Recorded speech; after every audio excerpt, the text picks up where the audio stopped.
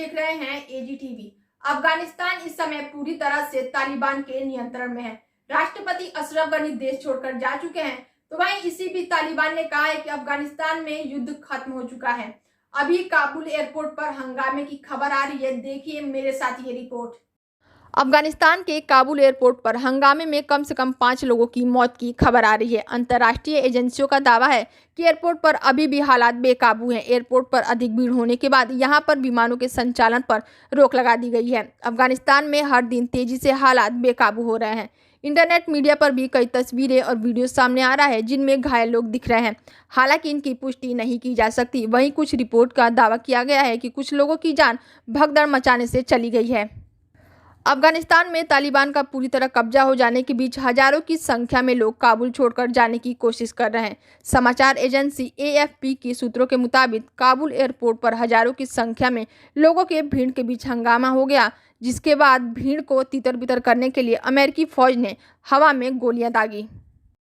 Tolo news के मुताबिक एक बयान में कहा गया है कि काबुल के हमीद करजाई अंतर्राष्ट्रीय हवाई अड्डे पर सभी कमर्शियल उड़ानें निलंबित हैं। बयान में लोगों से हवाई अड्डे पर भीड़ से बचने की अपील की गई है।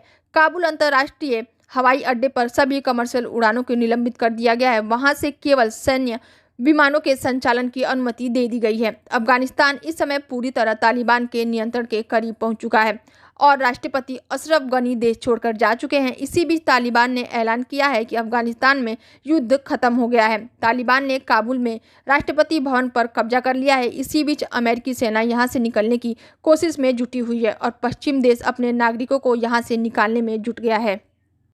बता दें आपको कि तालिबान के एक प्रवक्ता ने अल जजीरा को बताया कि अफगानिस्तान में युद्ध समाप्त हो गया है।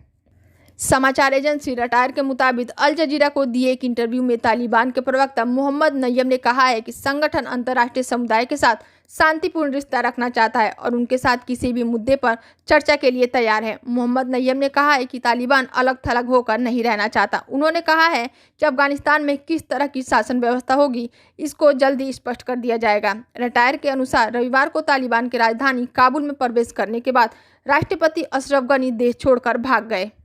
वहीं आपको बता दें कि अशरफ गनी ने अपने फेसबुक पोस्ट के माध्यम से देश छोड़ने की वजह बताई है। अशरफ गनी ने रविवार को कहा है कि तालिबान की राजधानी काबुल में प्रवेश करने के बाद उन्होंने खून खराबे से बचने के लिए देश को छोड़ दिया था। अपने फेसबुक पेज पर एक पोस्ट में गनी ने कहा है कि उन्हें एक कठिन निर्णय का सामना करना पड़ा था, जिसमें लाखों काबुल निवासियों का भाग्य और 20 साल के युद्ध के बाद शहर की सुरक्षा दांव पर लगी थी, जिसमें अनगिनत लोग पहले ही मारे जा चुके हैं।